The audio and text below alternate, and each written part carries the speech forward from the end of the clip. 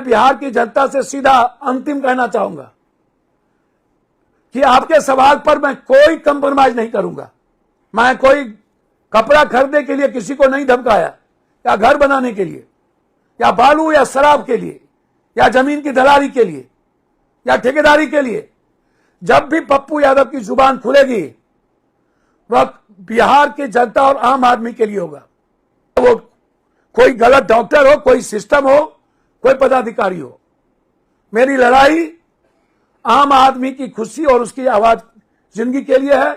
वो रहेगा, चाहे उसका परिणाम जितना भयावह हो, पप्पू यादव उसकी परवाह नहीं करेगा। नमस्कार, नमो बुद्धाय, जय भीम, जोहार, अस्सलाम वालेकुम।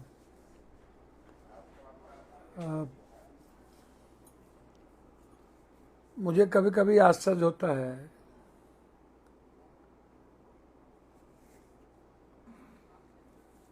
कि लोग अपने लाभ, घाटे, फायदे, लालच के लिए क्या क्या करते हैं। मेरे बारे में आज कुछ लोगों को जान लेना जरूरी है, और मैं इस देश में न भगवान से डरता हूं, न आदमी से डरता हूं, और ना ही मुझे किसी की ताकत, किसी का पैसा और किसी की सोशल मीडिया प्रभावित करती है।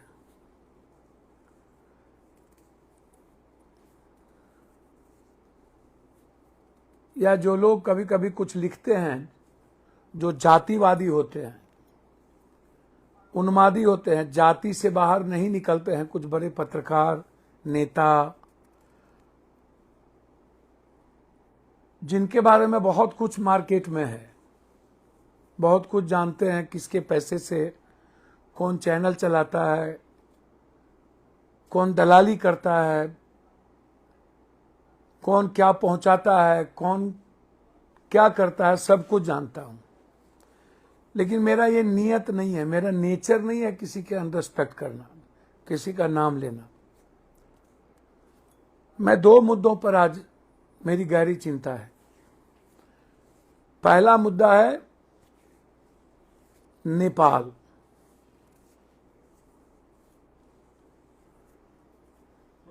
मुझे बहुत दुख होता है, नेपाल और भारत और मधेसी का जो, बिहार का जो रिश्ता है वो बेटी और रोटी का है, संस्कृति का है, सामाजिक रिश्ता है, विरासत के रिश्ते हैं, खून का रिश्ता है।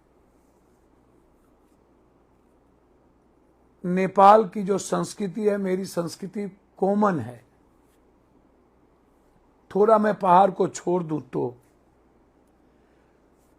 हम नेपाल को अपने दिल के टुकड़े समझते हैं।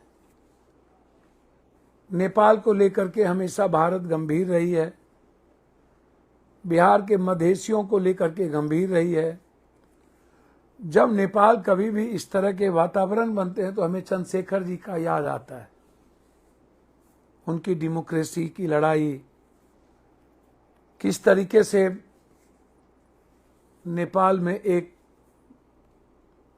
बड़ा तानाशाह शासक हुआ करता था। नेपाल के डेमोक्रेसी के लिए कितनी कुर्बानियां हुई, कितनी बड़ी लड़ाइयां हुई, और आज नेपाल किस जगह खड़े। पीएम के पत्नी को मार देना, मंत्रियों को लात घूंसे मारना, ये नेपाल को कहां ले जा रहा है? कौन है इसके पीछे? मैं मानता हूं कि जिन जिन लोगों की सरकार बनी, उन लोगों ने लोकतांत्रिक मूल्यों का गलत फायदा उठाया, लूटने में कोई कसर बाकी नहीं रखी, लोग लूटते चले गए।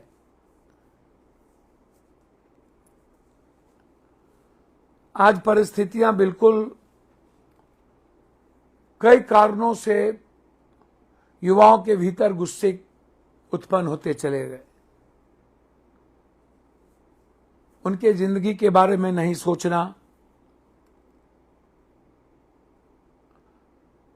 लगातार आर्थिक रूप से नेपाल का कमजोर होना, सरकार के द्वारा नेपाल की आने वाले पीढ़ियों की खुशियों के लिए उसके रास्ते को एक मजबूत अर्थव्यवस्था को नहीं देना, यह धीरे धीरे धीरे धीरे युवाओं के भीतर एक गुस्से का कारण बनता चला गया।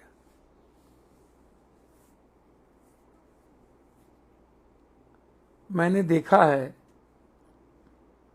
दुनिया में कई देश जब अपने शासक के खिलाफ, शासक के गलत मनोवृत्ति के खिलाफ, उसके गलत रास्ते के खिलाफ वहां की युवाएं सरकार को अपदस्थ कर देती है।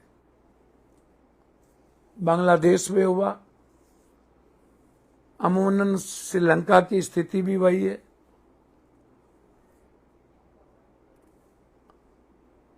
और मैं समझता हूं कि आज नेपाल की स्थिति सबसे ज्यादा भयावह हो गई। इसके पीछे और भी कारण है, सिर्फ एक ही कारण नहीं है।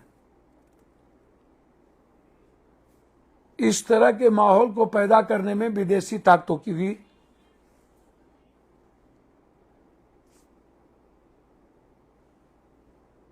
का बैक दरवाजे से सपोर्ट करना बड़ा मायने रखता है।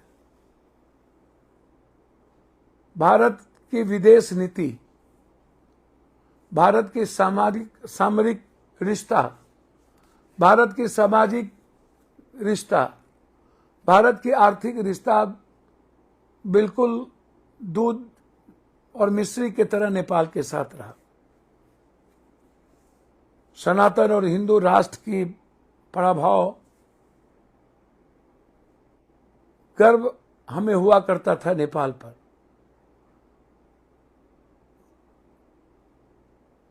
कि हम सनातन को मजबूत परिवेश के साथ खड़े रहते थे, नफरत की गुंजाइश नहीं थी।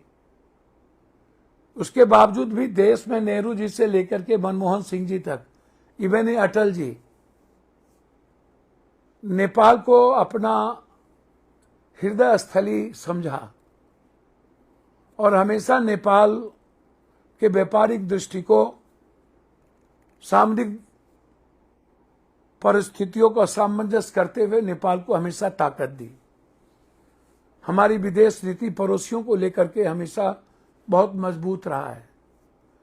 क्या कारण है कि चीन और पाकिस्तान इतने गहरे भारत के आंतरिक दुश्मन होने के बावजूद भी हम और पड़ोसी देशों से अपना रिश्ता नहीं बना पाए, अच्छा नहीं रख पाए, जिसमें नेपाल के साथ म्यांमार भी हमारे रिश्ते सबसे अच्छे थे। आज म्यांमार का भी रिश्ता बहुत कमजोर होता चला गया। क्या कारण है? म्यांमार हमारे रिश्तों से दूर क्यों? क्या हमारी जो पॉलिसी है वो बिल्कुल 11 सालों के अंदर अपने ही आंतरिक लड़ाई और सियासत और सत्ता की लड़ाई में उलझ गई?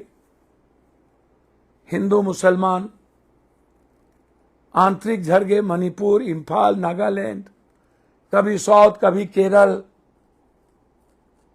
हम अपने देश के आंतरिक झगड़े से नहीं निकल पा रहे हैं 11 सालों के अंदर, ताकि हम इस जो कभी अगली पंक्ति में इंदिरा गांधी, राजीव गांधी, मनमोहन सिंह, नेहरू जी, सरदार पटेल, लाल बहादुर शास्त्री, जो अगली पंक्ति में देश दुनिया में खड़े होते थे, जब हमारे देश का प्रधानमंत्री जाता था तो उन्हें छठे कतारों में खड़े होने की नौबत नहीं थी।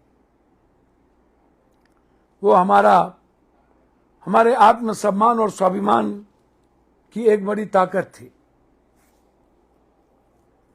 और हमें गर्व होता था मनमोहन सिंह जैसे प्राइम मिनिस्टर पे।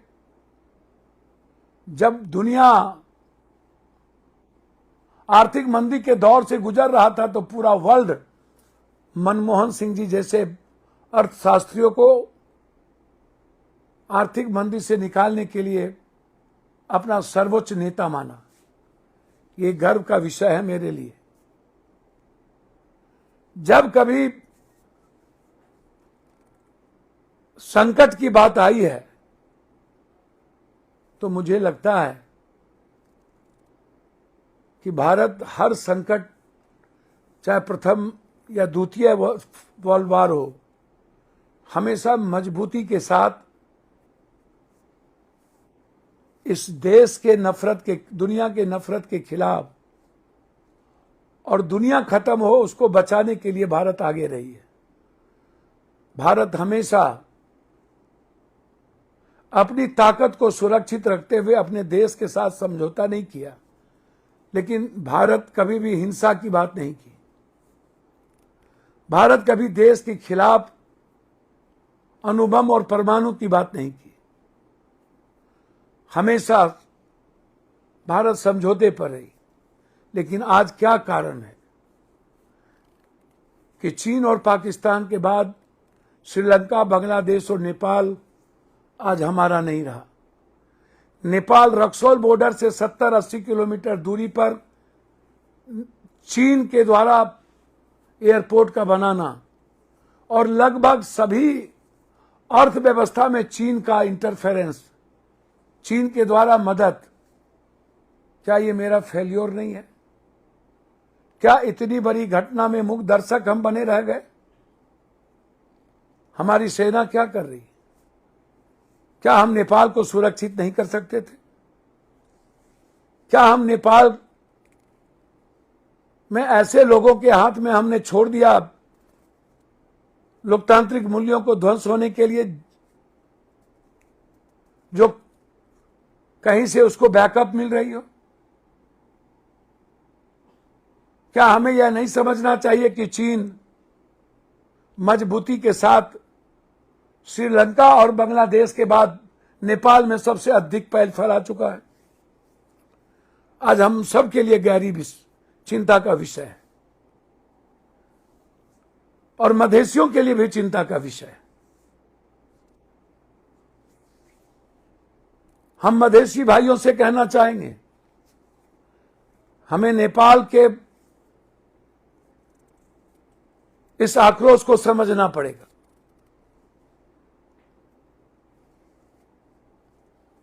और ऐसे समय में आपको अपने दायित्व के साथ आगे भी बढ़ना पड़ेगा। यदि भारत की सरकार ने अभी तक मौन हो तो यह बड़ा सवाल है।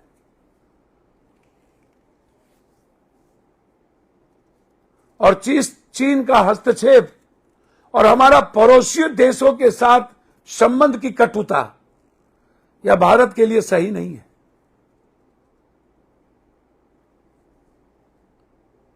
मैं एक बात और कहना चाहूंगा, पहलगाम के बाद क्या कारण है कि इजराइल को छोड़ के कोई भी देश हमारा साथ नहीं दिया? सबसे अच्छा मित्र हमारा रूस हुआ करता था। क्या कारण है रूस हमारे साथ पहलगाम के बाद खड़े नहीं हुए? वह पाकिस्तान के खिलाफ नहीं बोल पाए। एक भी देश हमारे साथ खड़ा नहीं हुआ इजराइल के अलावा। आज प्रधानमंत्री ने रीट्वीट किया है ट्रंप के ट्वीट को। प्रधानमंत्री जी, यदि आपके इतने अच्छे मित्र ट्रंप थे तो सैनिक के हाथ से रक्त रंजित हुआ पाकिस्तान के ब्रिगेडियर को कैसे मटन चावल खिला रहे थे? उस दिन आपके अच्छे मित्र नहीं थे? आपने नहीं कहा कि आप अच्छे मित्र हैं, ऐसा मत कीजिए। आज आप खुद रीट्वीट किए हैं। प्रधानमंत्री जी, यह देश यह भी जानना चाहता है, जब ट्रंप कह रहे थे बार बार कि हमने यह रुकवाया है, तब आप अच्छे मित्र को नहीं बोले कि आप मत बोलिए? और जब आप यह कह रहे थे, ट्रंप का तो नाम नहीं लिया, अमेरिका का बोला कोई देश हमें नहीं रुकवाया, तो आज तो वो कह रहे, आप कह रहे हैं कि अच्छे मित्र हैं, तो आप उस वक्त बोलते कि आपने नहीं रुकवाया, आप झूठ बोल रहे हैं, मेरे अच्छे मित्र हैं। जब टैरिफ ने हमारे किसानों की कमर तोड़ दी, आईटी सेक्टर पर हमला हो रहा हो, और हमारी वीसा पॉलिसी को बर्बाद करने की ताकत लगा दी आज एक सप्ताह से, तब तो आप अच्छे मित्र नहीं कहे। अरे प्रधानमंत्री जी, सीखिए ना जापान के पीएम से, जो टैरिफ से अपने देश को नहीं बचा पाया तो इस्तीफा दे दिया। आपको शर्म नहीं होता? चुल्लू भर पानी में डूब के मर नहीं जाते? और अभी भी हम टैरिफ को दोस्त कहते हैं ट्रंप को। अमेरिका के लोग अच्छे हैं प्रधानमंत्री जी, अमेरिका देश अच्छा है, ट्रंप भारत के लिए कभी अच्छा नहीं है। ट्रंप हमारा भाई और दोस्त नहीं हो सकता। अमेरिका के लोग दोस्त हो सकते हैं, अमेरिका हमारे लिए अच्छा हो सकता है, ट्रंप नहीं। बारे बा प्रधानमंत्री जी, आपसे एक रिक्वेस्ट करेंगे, छोड़िए अमेरिका, अपने पड़ोसी देशों को बचाइए। और आग्रह है, यदि जरा भी आपके भीतर भारत की सुरक्षा को लेकर चिंता है तो हमें नेपाल में हस्तक्षेप करना चाहिए।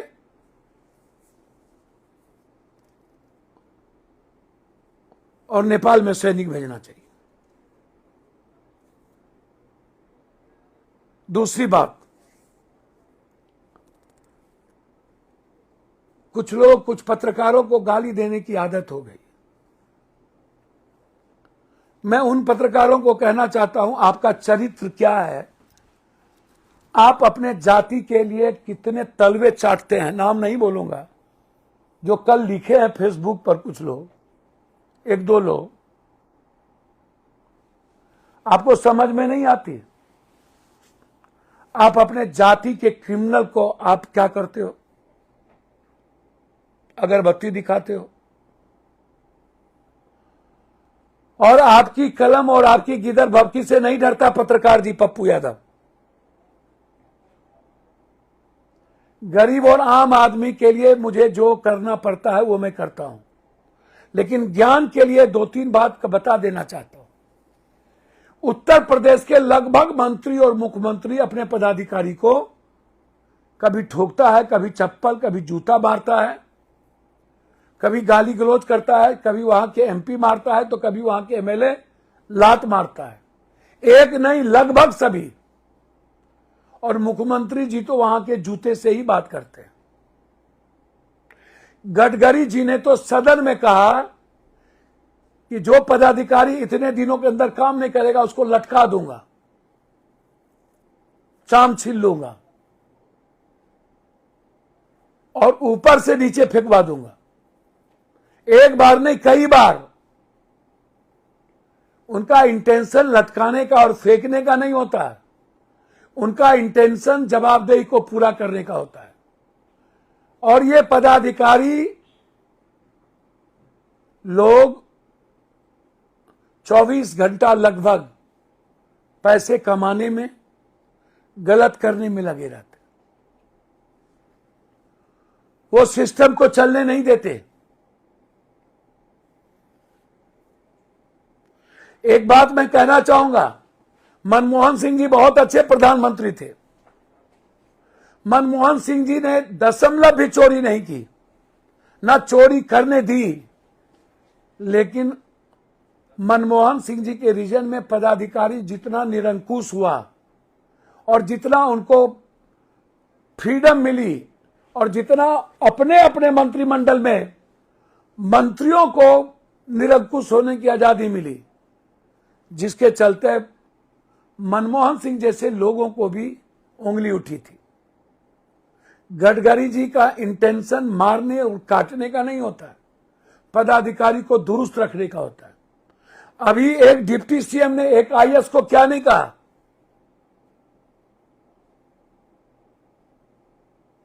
मैंने तो कुछ नहीं बोला। वो कोई एनएचआई के पदाधिकारी नहीं है, एनजीओ का एक पदाधिकारी है, कोई रितेश झा नाम का लड़का आया था कि हमको पैसा मांगा, नहीं दिए तो नौकरी से निकाल दिया। मैं उसकी पूरी जांच एनएचआई को चिट्ठी लिखा हूं और पूरी इंक्वायरी करूंगा। मैं आपको बता दूं, मैं वीरेंद्र जी या और लोग नहीं हूं। मैं आपका तनख्वाह नहीं उठाता हूं। एक चैनल, एक यूट्यूबर से कहना चाहता हूं, जिसका चरित्र पूरा का पूरा नंगा हो, जो ऐशो आराम की जिंदगी में जिसके एक एक चीज हो मेरे पास, और दूसरों के पैसे से चैनल चलाता हो, जो मुझको कहता था फोन करके, फोन है उनका, कि आप प्रचार के लिए चले जाइए, जो मुझको कहता था टिकट दिलवा दीजिए किसी को, और जो लोग एक आईएएस को जेल भेजने में उनकी भूमिका कम और इन यूट्यूबर और कुछ नेताओं की भूमिका ज्यादा हो, उसको नंगा करूंगा मैं एक दिन। मैं आपके गीदड़ भक्ति से नहीं डरता हूं। आप नंगा इंसान हैं। आप किसी के प्रति वफादार रहिए, मुझे कोई आपत्ति नहीं है। आप किसी की गणेश परिक्रमा करिए, कोई आपत्ति नहीं है। और आप पैसा मांगते हैं सबसे, जो पैसा देता है उसकी गणेश परिक्रमा करते हैं, जो नहीं देता उसकी गणेश परिक्रमा नहीं करते। आप दलाली करते हैं। आप दलाल हैं पत्रकारिता जगत में। आपसे बड़ा दलाल कोई नहीं है। आपका मेरे पास सब कुछ है, आप चलाते हैं। आप लिखते हैं कि पप्पू यादव ने फोन किया। हाँ, हम किए और हम करेंगे। आपको उत्तर प्रदेश के मुख्यमंत्री से लेके अन्य लोग नहीं नजर आते? हाँ, हम करेंगे। डॉक्टर के यहां यदि 7 लाख का बिल होगा तो हम फोन करेंगे, चाहे वो पत्रकार हो चाहे कोई हो। उसके परिवार का मामला आएगा, उसके लिए हम जाएंगे। हम जाते हैं। आज भी पारस में संजय भगत नाम का आदमी 7 लाख के बिल के चलते बंधक है। आप छुड़वाइएगा? है आपके मुख्यमंत्री को हिम्मत या किसी को? हाँ, हम करेंगे। यदि पैसा लेकर के कोई पदाधिकारी किसी को नौकरी से निकालता है, किसी को पैसा के लिए रखता है, तो उसको हम नहीं बख्शेंगे, एकदम नहीं बख्शेंगे। कानून अपने हाथ में नहीं लेंगे, लेकिन नहीं बख्शेंगे।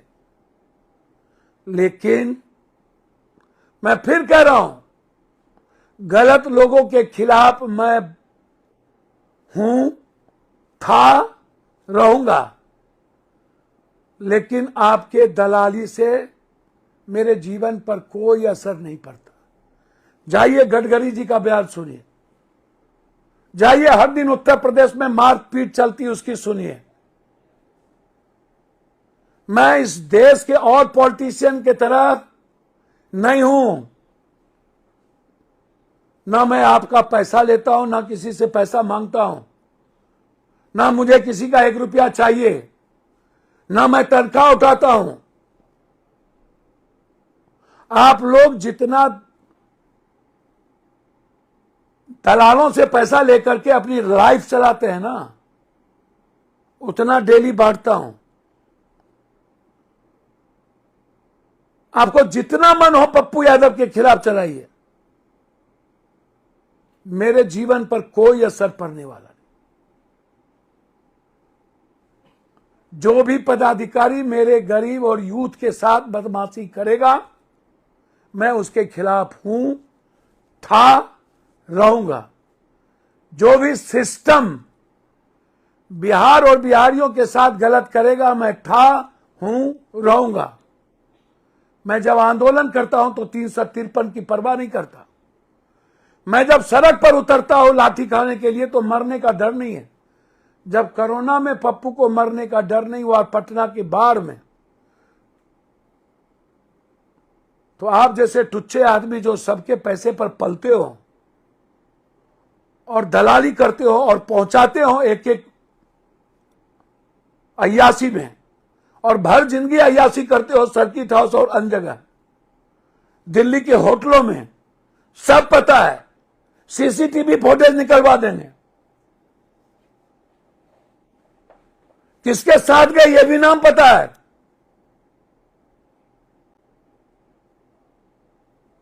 इसीलिए मैं बिहार की जनता से सीधा अंतिम कहना चाहूंगा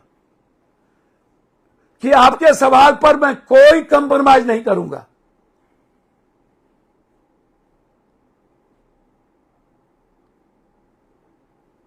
मैं कोई कपड़ा खरीदने के लिए किसी को नहीं धमकाया, या घर बनाने के लिए, या बालू या शराब के लिए, या जमीन की दलाली के लिए, या ठेकेदारी के लिए। जब भी पप्पू यादव की जुबान खुलेगी वह बिहार की जनता और आम आदमी के लिए होगा। चाहे वो कोई गलत डॉक्टर हो, कोई सिस्टम हो, कोई पदाधिकारी हो। मेरी लड़ाई आम आदमी की खुशी और उसकी आवाज जिंदगी के लिए है। वो रहेगा, चाहे उसका परिणाम जितना भयावह हो, पप्पू यादव उसकी परवाह नहीं करेगा। इसीलिए हां, वो एनएचआई का कोई पदाधिकारी नहीं है, वो एनजीओ चलाता है, वो गंदा आदमी है, और उसके खिलाफ मैंने इंक्वायरी बैठाई है। मैंने एनएच को लिखा है, मिनिस्टर को, और उसके खिलाफ ईडी, सीबीआई, सतर्कता आयोग तक को लिखा हूं। इसकी पूरी जांच करिए, और वो बच्चा जिसको इन्होंने हटाया उनको भी बुलाया हूं कि एफआईआर करो। इसीलिए हाथ जोड़ के आग्रह करता हूं, आप भी अपना काम करिए और मुझे भी बिहार का और देश का काम करने दीजिए। मेरे जिंदगी में दखल मत दीजिएगा, छेड़िए मत। यदि हमें छेड़िएगा तो हम छोड़ेंगे भी नहीं। शीशे के घर में रह के पत्थर फेंकते हैं, सूप बाजे तो बाजे, चलनियों बाजे, सारे कुकर्म को करके नेता बनते हैं। कुकर्मी हैं